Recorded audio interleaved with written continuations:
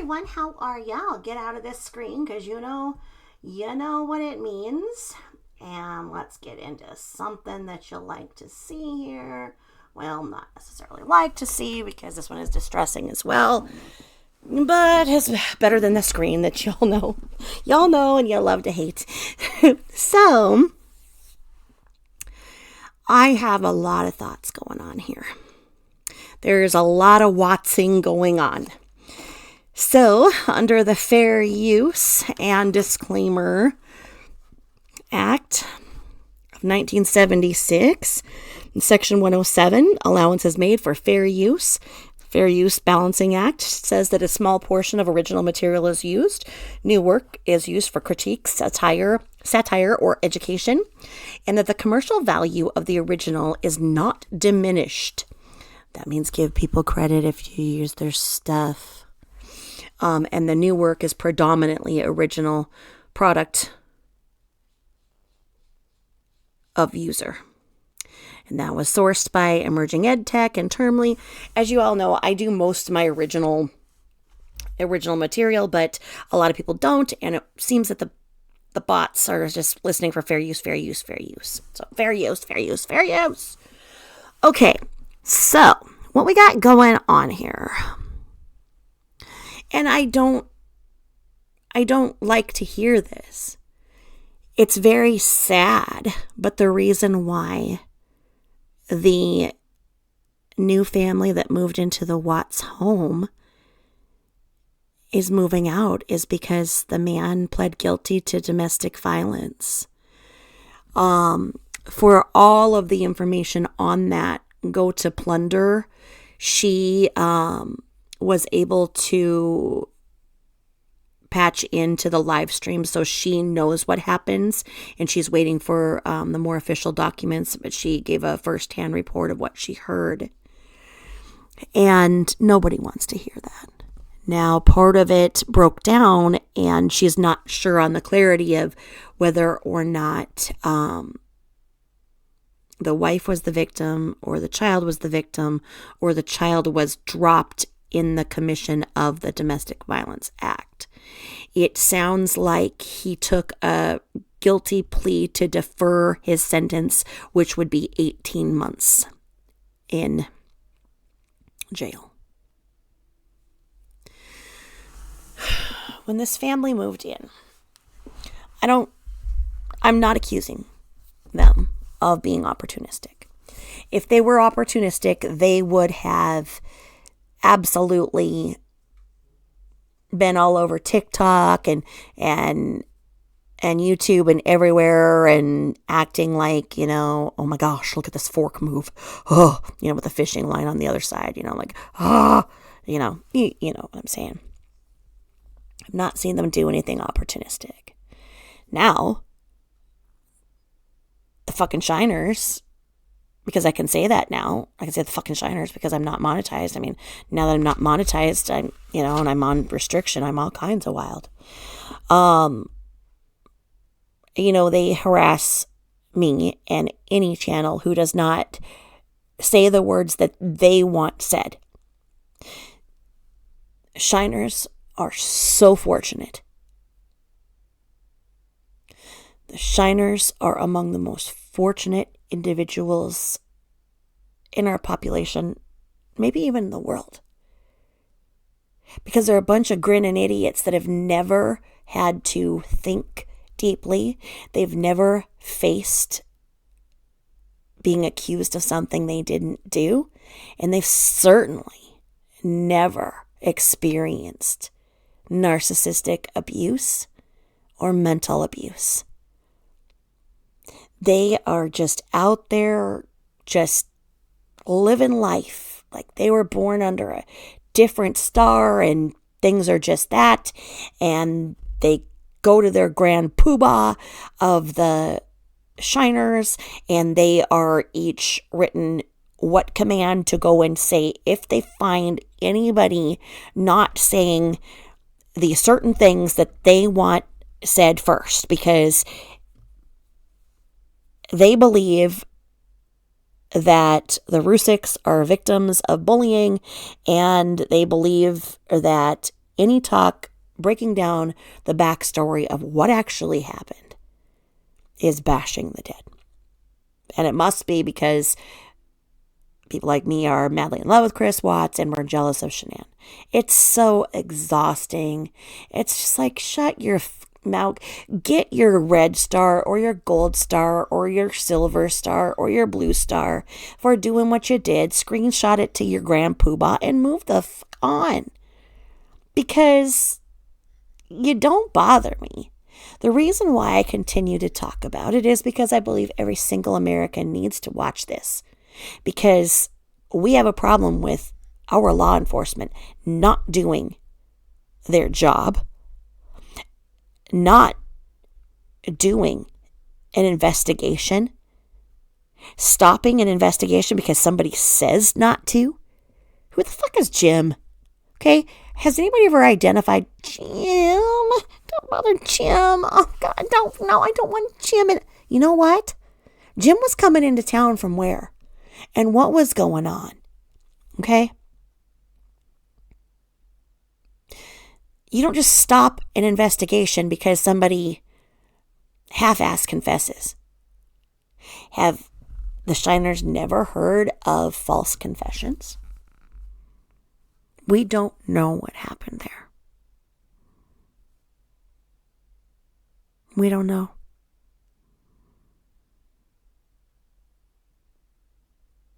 Nobody can tell me what happened there. And unless somebody can, I'm going to continue to break down what I want to know because I have that right as a taxpayer, as a citizen. Because what if this was one of my loved ones being treated in the same way and falsely accused? Not a Chris Watts apologist. Sorry to disappoint. I know that some of you might have seen me getting attacked last night, being called a coward, and they were like, just say that she did it. Just say that you think she did it. You coward, say it. Coward, coward, coward. I'm like, I don't know if she did it or not. Because there was not an accurate and thorough investigation to tell me or anybody what happened. So right now, you're going to see all the headlines come out because that house is selling. And what do you know? The male in the house just got charged with domestic violence. There are going to be people all over coming out and saying that there's negative energy in that house and it carried over. And it's not ghost season, it's the spring, so I don't know how this is going to turn out. But there is a bigger picture here going, what in the world? Because a lot of us watched that 80s movie where that house was unfortunately built over an old, ancient, native burial ground. And the people act in a certain way. And I mean, we've got your Amityville horror show. It's not a show, but the story. And I believe that was all debunked in the end and everything. I mean, those 80s movies, they messed with our psyche. I mean, I was never the same after watching Texas Chainsaw Massacre. I mean, I don't think I've slept in the dark since. Or looked at, I don't know. So there's just going to be a lot of headlines coming out. And there's something to be said for negative energy.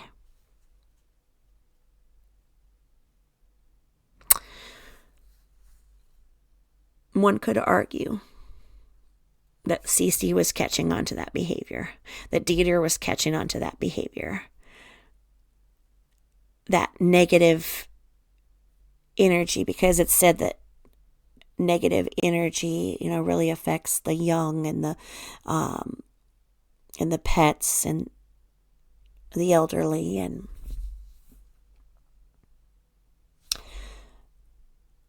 Chris said If the shiners are going to sit there and say, he confessed, what's your problem? He confessed. Yeah, well, he also said he wasn't having an affair. And he also said there was 2 demons there. And he also explains the dogs alerting in the basement because there was leftover negative energy. So if you're going to take what Christopher Watts said as law for one thing, then you have to do it across the board. Oh, well, he's a liar and okay. So what makes you believe that he did it alone and he did it in the way that he says? If he's a liar and he's a psycho and all this stuff. It's pretty funny to watch. If you question a shiner, it's pretty funny to see how they have no idea what they're talking about. They were just given a command. They went with it because there's a lot of people making a lot of money with these channels right now. I could probably build an outdoor kitchen with a pizza oven, shade, if I were to sit there and go, I have changed my mind. And Chris is a monster. Will you please redeem my ways and look at that shenan? And for the rest of my days, I'm going to sit there and say how beautiful she is and what a wonderful mother she is. And let's just post videos every day about what that monster is doing behind a cage every day. And I'd be rolling in the dough and have hundreds of thousands of subscribers. And there's a lot of people that do that.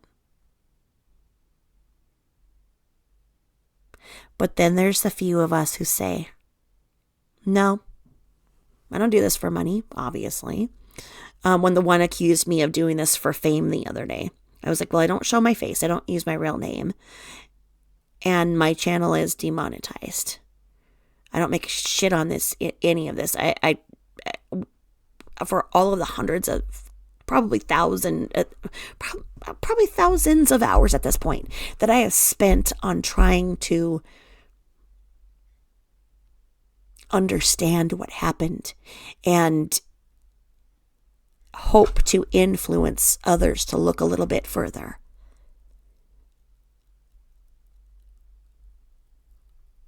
I've not made any money. When we break down to what, I've made less than $1,000 on my channel for the 2 years that I've had it. So let's say how many hours of all of that and how many hours of recording and whatnot. How much is that an hour? How much is that per video?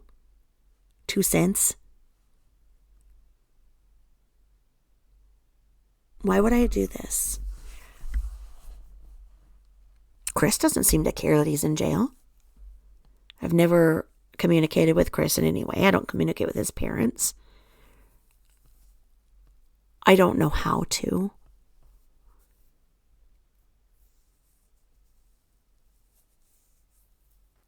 I don't know if they know that there are people out there that as mothers, as citizens, as people who have been falsely accused in their life are listening and understanding and saying, the whole truth needs to come out. It is time. There are people who know the whole truth, and they never want that whole truth to come out. And that is why they sit there and they cry and they say that there's all of this going on and all of this online bullying, and these shiners go to defend because they think they've done their good deed for the day. And their grand poobah gives them their gold star. Enough is enough. This is an adult discussion about forensic psychology and the breakdown of behavior. Put your pitchforks down. You've got your metallic stars. Now fuck off and work to find something better to do. Go sit at the child's table with your crayons. Well, the adults here figure out what's going on.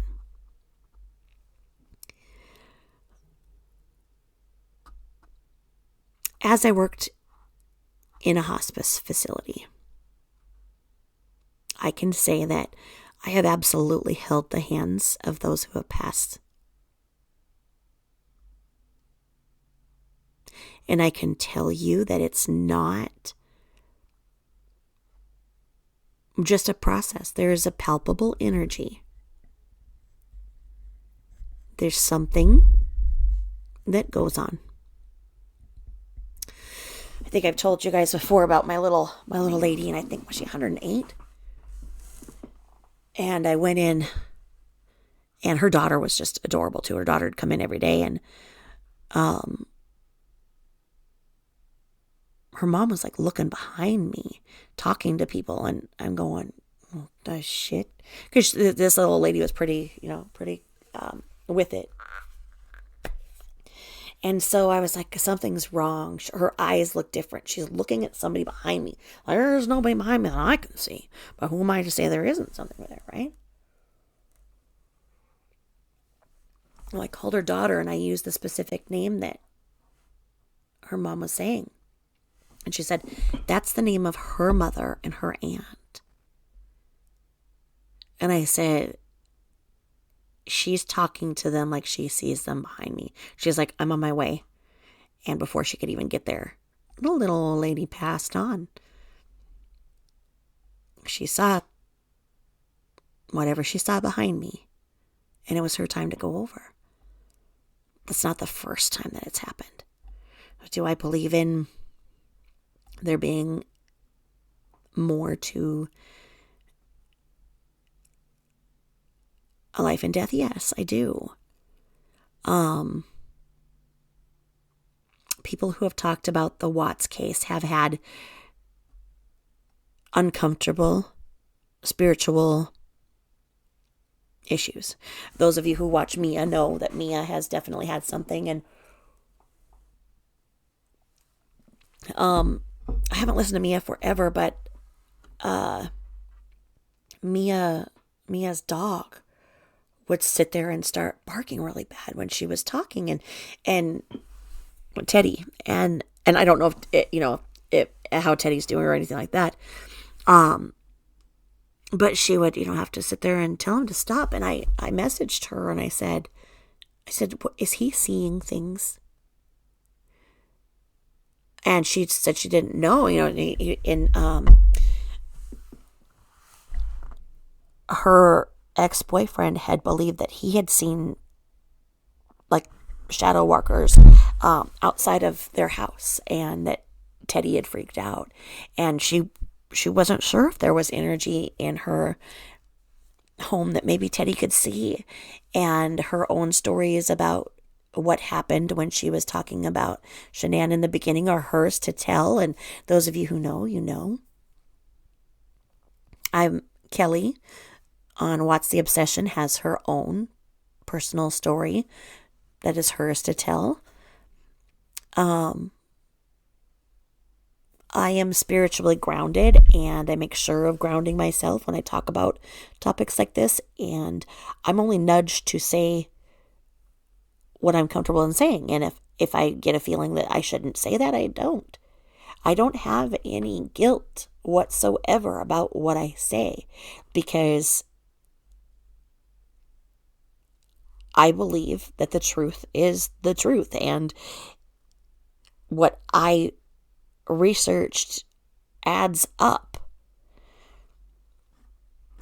When the person was into it last night with me, and they were, just using they were saying, oh, Chris is just a family annihilator, blah, blah, blah, blah. Did you get that vibe from him? Did you look at this and did you think, what makes you think? Look at this. We'll do a no sound. Well, there's Cece throwing. And you know how I feel about the things on Cece's autopsy that really bother me. Does that look like a family annihilator to you? He grew up with no issues whatsoever. There's not the, sociopathic triad of him. He wasn't a fire starter. He wasn't killing animals. He didn't have conduct disorder before the age of 15. He doesn't have any of the indicators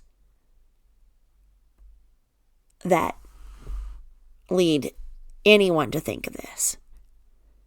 To look at him and say, that's a family annihilator. That's a typical family annihilator. Shiners believe it, but the Shiners don't know their ass from a hole in the ground. So, they've just been blessed with a very simple life, and they're very simple, and that's all. Okay? I was on, I think I've told some of you guys about this too. So on the internet one night, on Craigslist or something, someone posted something very disturbing. And it was basically to the effect of how they are relieved to know that their suffering and their family suffering will be over in 1 week. And it was just very cryptic, and it's a weird post. It was been the rants and raves. Weird people say weird things. Something about the way that this was worded really bothered me. So I reached out and was like, what do you mean? I feared that this person was close to ending their life, and it's the middle of the night. What was it? And it turns out, this person had came back from Iraq, and they were not okay. And because they were not okay, and their medical bills and everything, they were going to be homeless, and they lost everything, and the medical bills were out of control, and he couldn't work, and so they were facing homelessness, nothing. They didn't have food to eat. He blamed himself, and, I kind of went into it, and started just asking questions back and forth. And, asking, well, what has the VA done? Oh, the VA has screwed him over, blah, blah, blah. I'm like, why is the VA paying for your medical bills? Is it no, because he doesn't have this claim, because this isn't this and this isn't that. I'm like, no. You have to be the squeaky wheel to the VA. You need to do this. You need to do that. It's like, I did this. I'm done. I'm like, no, you need to go to your county, and you need to find, an advocate in your county and have them help you. And you need to do this and that. And yes, it takes time, but you have to do this. You can't give up. It's like, I'm done. They effed me over. My country effed me over. Blah, blah, blah. Well, I got him talking. And about 4 hours of talking back and forth, and I was trying to get him just to slip up on something where he would give an address or something, because I wanted to call the authorities, because, okay, this person's going to end their life. About the 8th hour in, he shared that he was not going to go out alone. He was going to, because the financial situation that he left his family, and he didn't feel right leaving them behind, so he was going to take out his 2 daughters and his wife as well. So I kept trying to get him back and forth, trying to be able to do this, and I contacted the authorities, and they didn't really care. They're like, so you're talking to somebody on Craigslist? Yeah, I felt it was real. The details were too real. So I was basically alone in this, and I just kept him talking, and got enough information to where I contacted some resources and a couple of friends of mine who are social workers. And about 48 hours in, I got him to trust me enough for him to meet a social worker in the parking lot of the VA, and walk in the VA, because he was just adamant he wasn't going to go back in the VA. I got him to give me that just one more time to try. And, we had the whole system pretty much worked out, and they handled it beautifully. They had some pizza for him, because they had a little pizza party. They had funds for an anonymous donor who would pay for his belongings not to be auctioned off in the storage unit, and they were able to actually get his benefits that he was entitled to fast-tracked. He was not a threat to himself or others at that point. So it wasn't like it was a setup for that. He was getting what he was entitled to. It was something very, very simple and a clerical error. So once the situation was that, okay, this man is at his breaking point.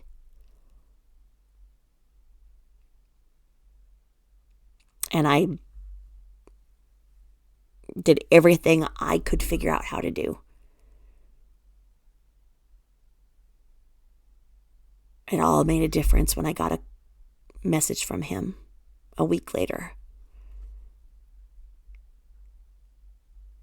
where he said that he was sitting at a ball game looking at his 2 little girls and his wife, and they were enjoying this day in the sun with some free ball tickets that were given to him from the VA, and they had hope, and his back pay was there, and they didn't have to be homeless, and they had food.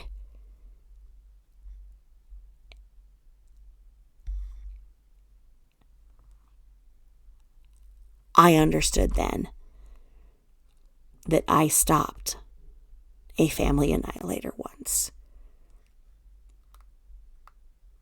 I understood his desperation through those days that I worked with him. How many people are out there on the verge? What are the signs that others could see that make a difference if they just give a little bit, that they may be stopping what happened in the Watts home? This is why I do what I do. Talking about energies, talking about whatever. Was there a reason that I cued into that post that other people just were ignoring, thinking it's just a troll? It says desperate person. Just wanted to say that they were relieved because they finally had the plan in place. And a lot of people who are going to end their lives do that right before they do that. They're relieved because their suffering is going to end and they can see that. I don't see any of that going on in the days before what happened in the Watts situation happening. We don't know that NK and Jim weren't sitting there in the middle of a freaking, well, let's just say it, in the middle of a freaking daisy chain, and Shanann came in, and come on, we don't know. We don't know what happened, and that's the problem. But to tell me that he was just this low IQ, as the Shiners say, he's stupid and a monster, this stupid monster, this stupid monster, and they're okay with that. And like I say, my God, they're just a bunch of grinning idiots in a big old lodge somewhere with their grandpapa Shiner man doling out commands, and then they play the Shiner bingo, and they see if they've got it everywhere. They must go and audit like people like mine's channel and go through and see, okay, does this chat have all of those? Because one of the Shiners last night was just going from like they were like pollinating my frickin' channel with their Shiner thing. I looked at my comments, and you see the same person going to all these different videos saying what a shitty video it is and how horrible my channel is and all this. They obviously aren't watching any of it. They just see that I'm not going with the headlines that they believe must be true because they don't get it. They're gullible as, and you know,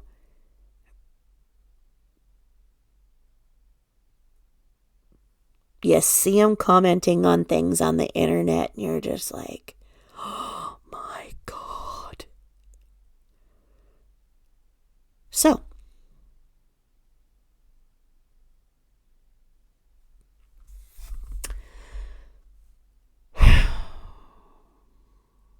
I was listening to Watts the Obsession Kelly did just a great stream the other day, just really breaking everything down. And she broke down Sherilyn Cradlecraft's letters and everything. And she's done so well. And she faced persecution because she spoke out, and they went for her job and everything. And she's a single mom, and she had to stand strong in her commitment to analyzing behavior. And,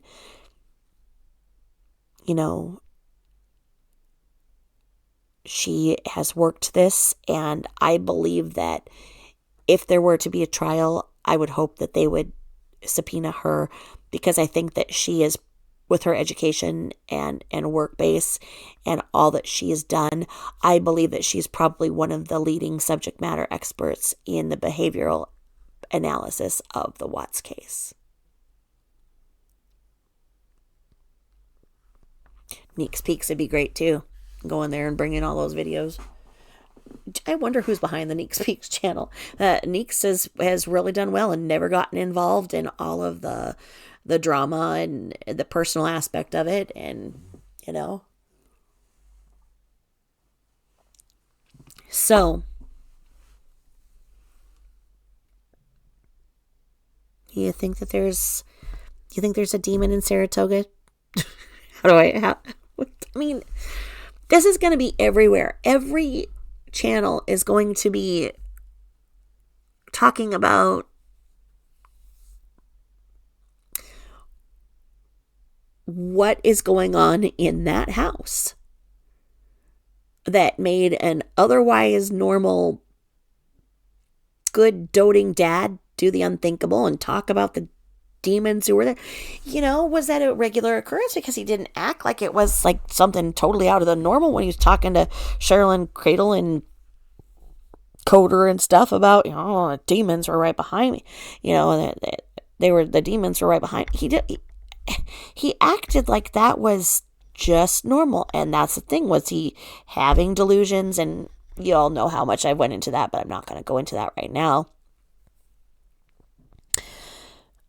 He just acted like it was just normal conversation. And Kelly put that in there. When Sherilyn said, "Why did the dogs alert in that basement?" And he said, "Because the leftover negative energy must have been there." He also said he went down there to get some garbage bags. What a lot of people miss about that, because they're watching the dogs there, is they miss the fact that Christopher Watts was sleeping downstairs. There's his bed.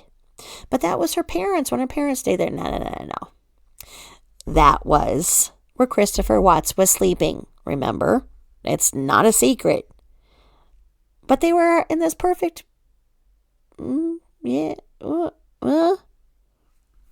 Which is where I don't understand how he says he was up there and they were in bed and he strangled her, because he had been sleeping downstairs for 4 months at that time. And then there are the people who say, oh, it's just because she was pregnant and hot and didn't want him in her bed. They had air conditioning. That was a modern new house. She wasn't that far along pregnant, as we've proven. And I've never kicked my husband out of my bed when I was pregnant. Anyway.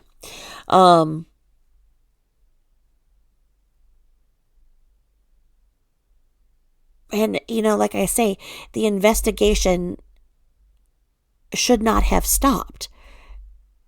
That bed downstairs, why did they not do some DNA stuff on it and see? Because was Jim's goo there? Was NK's goo there? Whose all goo was in the downstairs basement bed?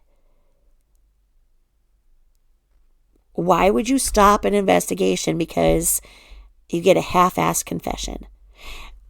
Most investigators know that a good attorney can get a confession thrown out on technicalities, etc., etc. So they do a good and thorough investigation around what the person said, so that if that is taken out, they're not standing there with their pants down.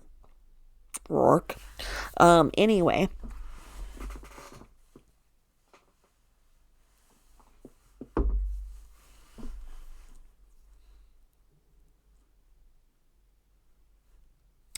What if there was some negative spirit,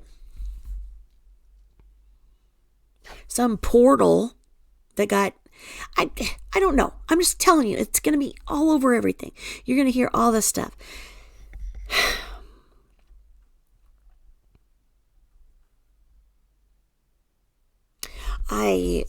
Long ago and far away,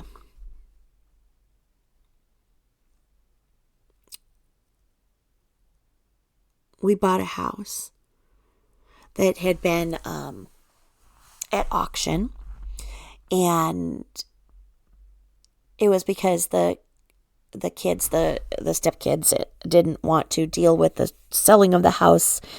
They couldn't get along, and what had happened, I've talked about this before, is that the owner of the house, who had been widowed, his wife had passed away from cancer not too long before. There was a big car accident outside that home that hit the power pole. And the man who had had heart troubles came out to see what all the commotion was outside of his house. And the scene of the car accident there and everything was just too much. And he had a heart attack and died right there on his porch.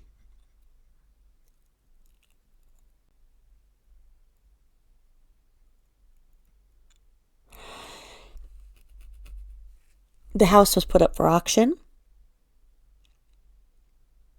I'd been a teen mom and everything, and was with my first husband and everything, and we worked really hard for what we had, and bought my first house when I was 19 and he was 21, but it was just a tiny little house, but we took very good care of it. But we had 2 sons, and saw this house up for auction, and it just had this incredible view, and this house was, the man had been a hoarder, let's just say that. And there was a lot of garbage and stuff in the house, and it really needed to be cleaned, and he wasn't planning on dying. I mean, like, the dishes he still had and everything were there out, and as were his dirty clothes and everything. I mean, so like the house was as is. But we got a great deal, and it was because I went around that house, and I was just like dreaming. I was like, I would clean this house up. I would do this. This would be so amazing for my sons. Oh my God, this would be so amazing. And the view of this house was just incredible. You could see Mount Rainier and just everything all from it. Incredible. On the 4th of July, I watched 13 different 4th of July celebrations on the horizon at once from my deck. And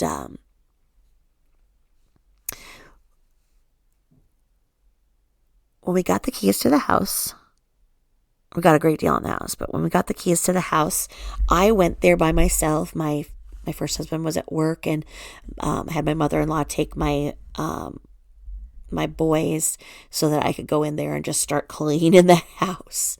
So I go over there, and I march my ass in there, and I was in there for like, I don't even think a minute. And the feeling, I was in somebody else's house, and that I needed to get out, was so strong. And I went out on the porch, and, I was just crying because I'm like, I love this house. I want this house. But I'm scared. And I didn't feel that way, at the auction or anything at all. Probably because there was like 300 other people there, but I didn't feel that way at all. And then I was just really upset because I'm like, I'm scared. And what am I going to do now? Live outside the house and just sit on the porch for the rest of my life? So I pulled up my big girl 80s underwear. I pulled up my big girl 80s panties that bunched up all over, because, the 80s panties had so much extra cotton. Pulled up my big girl 80s panties, unlocked the door, and went back in, and talked out loud and said, look, I understand that this is your home and that you raised your kids here and that, you weren't planning on leaving the way that you did, but now, you guys are together and I would really like to have this house become mine and I'd like to make you a deal. Remember, I'm talking to the spirits here. And I'd like to make you a deal that you don't have to leave, that we can all live together and like you guys can be like helping me raise my kids. They'll be your grandkids on the other side and you can watch my kids grow up and you don't have to leave your house, but I just need you to let me be in here and stop scaring me and never ever reveal yourself in any way because you'll scare the shit out of me. Please, please. And like that, it was okay. And I just started scrubbing and the house was just incredible and it just kept on giving. It was just an amazing experience. But I had to go in there and clear that energy, make peace with it. Acknowledge it and make peace with it. So then, one of my friends came into town, and I lived in the city where Jimi Hendrix memorial was, where his grave is. And she wanted to go and see Jimi Hendrix thing, because it's kind of a thing, and like weirdos go and just hang out there. It's a lot of people don't like, what the Jimi Hendrix crowd has done for the graveyard there, because it just has weirdos that just go there, and there's always like empty bottles of James Dean and vodka and everything all around. So anyway, she comes into town and we go and we park in the parking lot. And we know that the Jimi Hendrix thing is like through the back of the cemetery. Like you have to go through all of the main parts into the back. And so, in no particular way or anything, we're just walking, and going. And she's just a couple steps ahead of me, not really. And all of a sudden my foot gets caught at the edge of a grave. And I'm not being disrespectful of graves. I was walking in a way to avoid in the way that you're supposed to and everything, so don't be saying, oh my God, you're walking all over graves, you bash the dead people and you walk on the grave. No, I was walking respectfully and everything. But my foot, like, literally got stuck like at the edge of a headstone and I like fell down. And I looked, and sure as shit, it was the grave of the man that had died on the porch that was the owner of our home. And right next to it was his wife's headstone. I had no idea that they were buried there.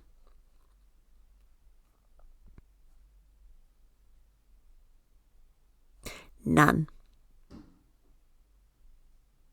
And I told my friend and she turned white and I'm like, well, I've made peace with them and everything. They just must want me to like bring them some begonias or something from the yard. Or she's just like, what? You've talked to the spirits in your house? I'm like, well, yeah, you can feel them. They're like palpable. So we look at this and we say, well, the Watts home was new construction.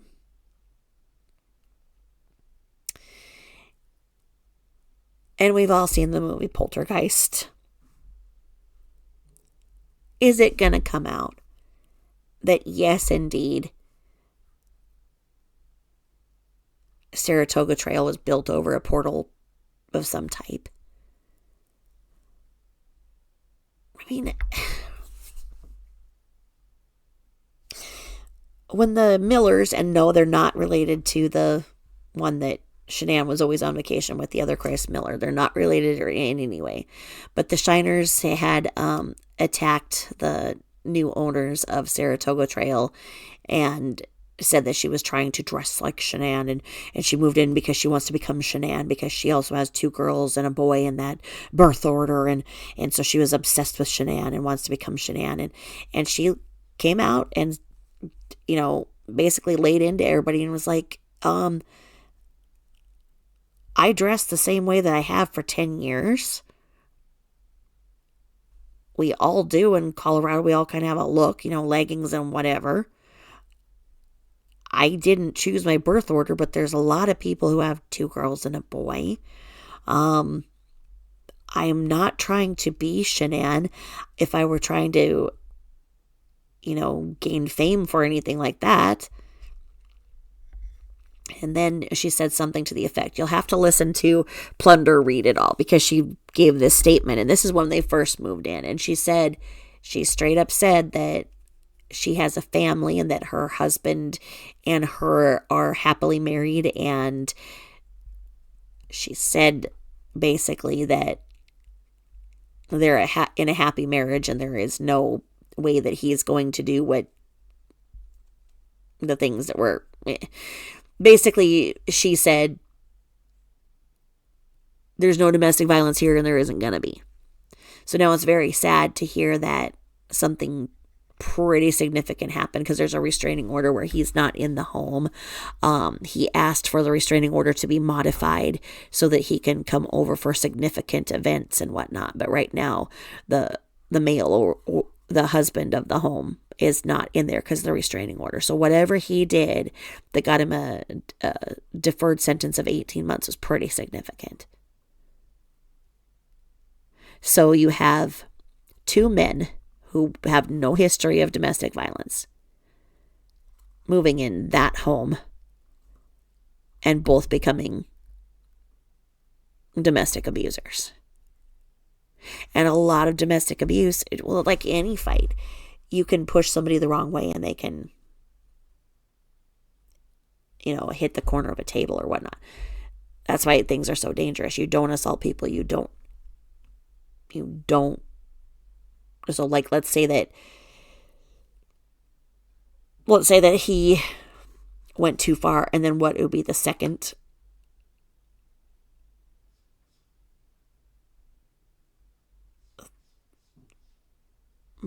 unaliving in that home. It's just, what kind of negative energy is in that house that the dogs honed in on? When Kelly was just going over the videos where the dog handler was in the basement and the dog freaked out so bad, Boo Boo, my personal assistant and familiar, if you know what that is, he's my familiar. He is so in touch with me, and he in tune with me. He sits by me most of the time when I'm recording. Tonight he's too cold, so he's snuggling with my husband. He's not coming over because it's really rainy outside, and I don't have the heat on because I'm menopausal.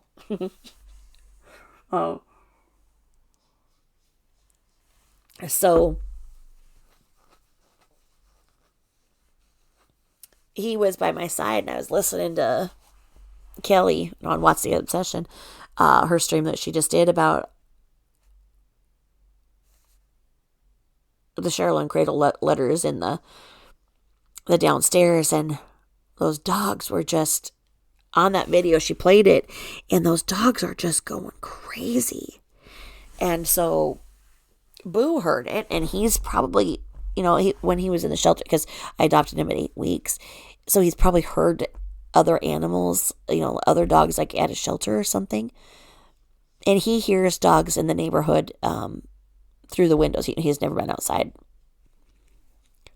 But when he heard those dogs on the computer, he freaked out. Boo could not understand what the computer was doing, the noises he was hearing. So he's hearing a distressed sound of another animal, and he couldn't stand it. Though I had to turn off my computer and have my husband watch Boo while I continued to watch the video, because Kelly, Kelly is great, and I wanted to really watch that video and really listen to that part, but I mean, my cat could not listen to those dogs. What were those dogs sensing in the basement of the Watts home that made them react so much?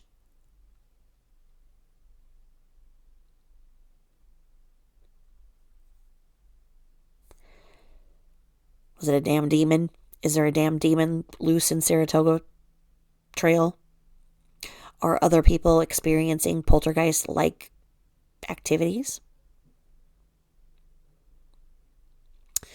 I lived, when I lived with my aunt for a while in, out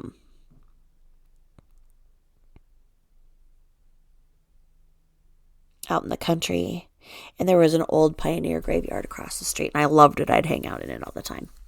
Absolutely loved it. It was so cool. And, it was when the pioneers would go through, they're on their way to the West.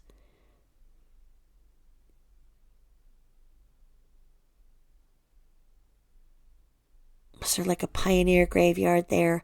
Was there areas where there were native conflict there? What is that negative energy in that house? I don't think it can be denied anymore. The way Cece acted, the way Dieter acted, we know it's because their needs weren't met. But was there something more? What did those dogs react to so strongly? Chris straight up acts like it was a normal occurrence having those damn demons right next to him. The negative energy.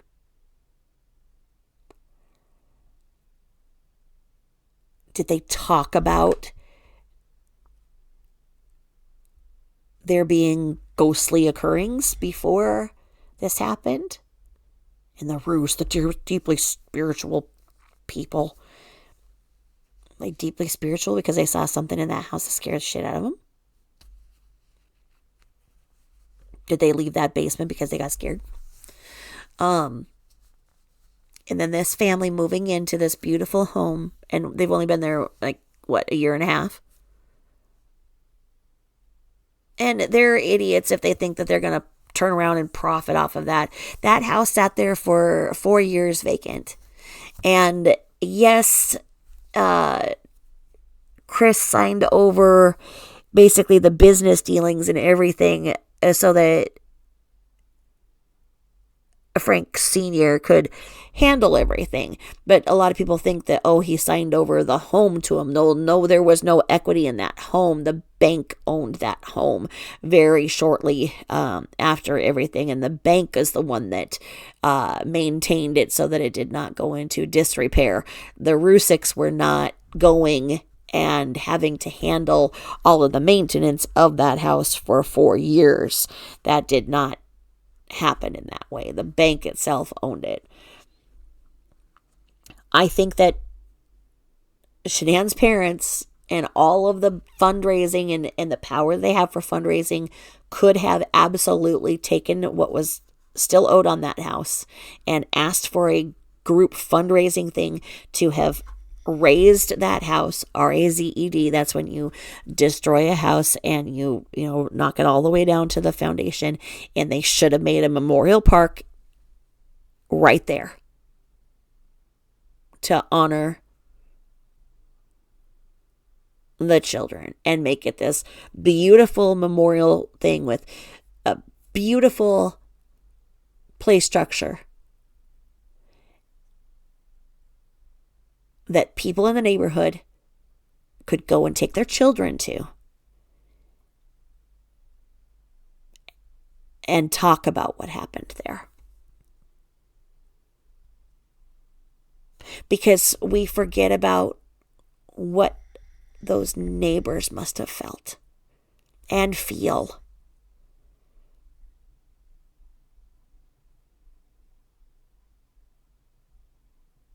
And seeing that house sitting there empty wasn't probably giving the best vibes to anybody.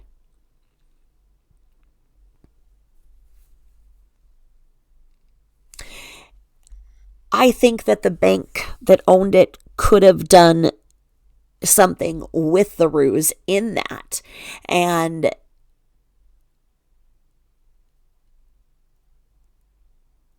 put something in like that. Okay, it's, let's say, Bank of Colorado. I don't know what bank, whatever.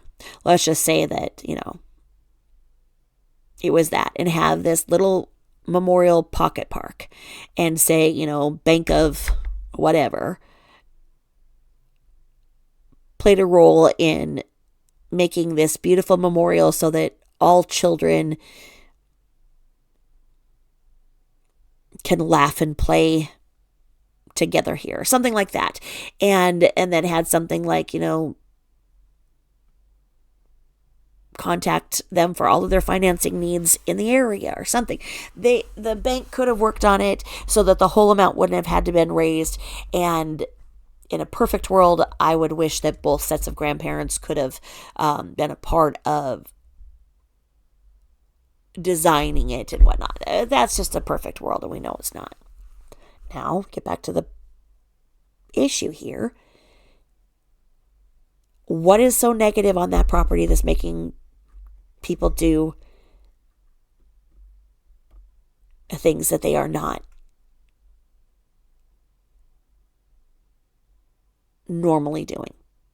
Are we going to find out that the Millers have a long-term history of domestic violence? Are we going to find out that, the pressure of keeping up with the Joneses in that neighborhood is too much?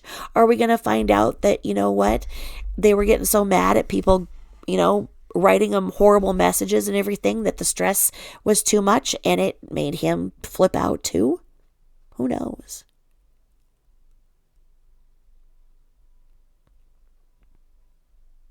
We know that there was so much stress going on in the Watts home for so many reasons that I generally always speak on. But tonight, I'm just focusing on the consideration of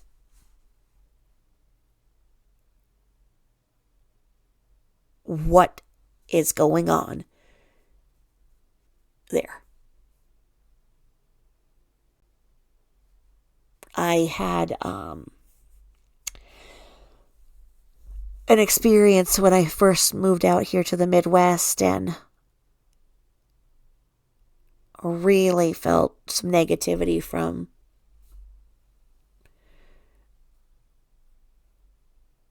the people in my neighborhood. It was very, very negative.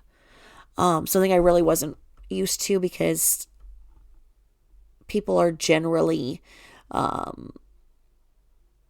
friendly here in the Midwest, but this little nest of bitches in my neighborhood was just something else. And at the bus stop waiting for the kids, the women were just pitchy. Well, I just stood, I just kind of kept to myself and whatnot. But a lot of them were really purporting to be these Christians, and when I had a Christian daycare, and I was really acting really, just speaking so loud about what a better Christian they are than, obviously, me, the heathen at the bus stop, because they didn't know me. Just being very, very loud and obnoxious about her Christian ways, and that her pastor was moving into the neighborhood, and everything. And so the pastor moved into the neighborhood a few doors down, and within a week, the whole septic system exploded, and the whole lawn and everything was covered in sewage. And that, I know that a lot of you are hearing that, you're going, that's the devil. Because and so I'm trying to say, okay, I'm not seeing all this negativity, and just because this man of God just moved in and the whole house is covered turds now does not mean anything. And I just was like, God, it just was really getting to me. I just really felt like this negative energy was there. And I, knew somebody in the community who was really into, crystals and energy and stuff. And I invited her over um, to have coffee and conversation and stuff and everything to my home. And she didn't want to get out of her car. She was like, there's a negative presence here. And I'm like, okay. I thought she was trying to sell me more of her crystals and everything. And she's like, no, I can feel it. And she's like, what do you feel here? And I told her. And she's like, I'm going to come back with somebody tomorrow. So she came back with somebody else. And the two of them went like around my property. And they were talking in tongues going around the property and everything there. Talking in tongues and shit. And I'm just looking at them. And they were like sealing the property for protection. And they told me that they felt that there was a portal at the edge of the street, and it had been an area where there was a lot of conflict of women, and it is an area where there was a lot of native conflict, where on the Mississippi, where I think it was the Sioux and the Ojibwe. There was some things like that, and obviously with the settlers and everything, and they just felt like there had been something terrible that happened to women there, and that negative energy was really affecting the women in the neighborhood who were not being honest and whatnot. So they sealed my property and blessed it and everything. And I think that people should do that. If you're feeling like, you want to make sure that the energy in your house is good and whatnot, do what you feel is comfortable. A lot of people do that when they move into a new place. And I would hope that the Millers would have done that when they moved into the Watts. I would hope that they had it blessed. That's a thing to do. I'm an ordained minister. I can bless a house. I can baptize. I can bless. I can bury. All kinds of things as an ordained minister. So house blessings is a thing. If they hadn't done it when they moved in, I would hope that they would have it now, because they're probably just dealing with a lot of pain and confusion, and maybe just the stuff from the toxic internet and the shiners trying to accuse them of being fame mongers for buying the house. The house is beautiful, and it should have been enjoyed by anybody who wants to go in there and enjoy it. I want to know what you guys think in the comments. Do you think that there's something supernatural that we don't understand going on there? Or do you think that it's just our world right now, and there's a lot of pressure on people to provide and keep up with the Joneses, and that's a big expensive house? Have you had friendly spirits that you've had similar experiences with me, or even negative? And do you remember Poltergeist? And are you right now thinking of Poltergeist? And where Poltergeist was probably filmed is probably like right where, because I'm thinking of the way the land looks right now, when in that video when Shanann went out on her deck, and I'm thinking of the Poltergeist. I wonder where was Poltergeist filmed? Let me see. Hold please while I ask the Google machine. I'll say fair use. Fair use. Fair use. Fair use. Fair use. Fair use. Fair use. Fair use. Fair use. Fair use. Fair use. Let me see. Where was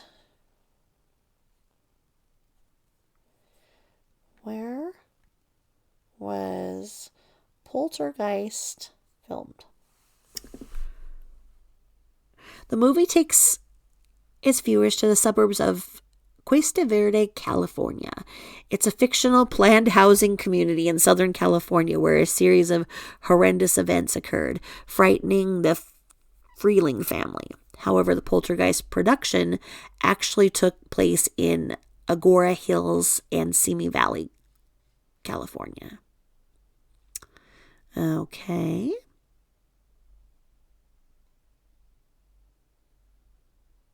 And it says here is the movie Poltergeist based on a true story. And it says Poltergeist is partially inspired by the true story of the Herman House.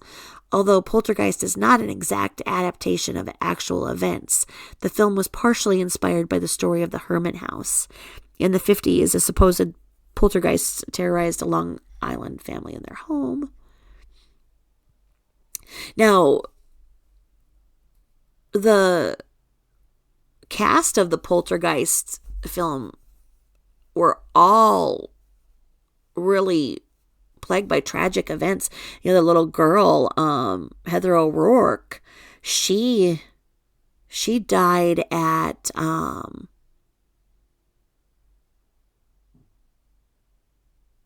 she had congenital stenosis of the intestine, complicated by septic shock. She was 5 when she was in Poltergeist.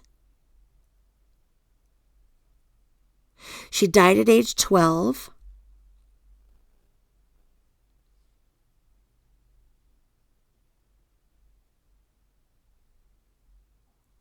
Two young cast members died in the 6 years between the releases of the first and third films.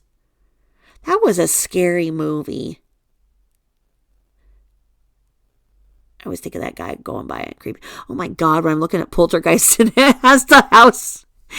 It's the same colors as the Watts house. Oh my God. Oh my God, Google it, guys.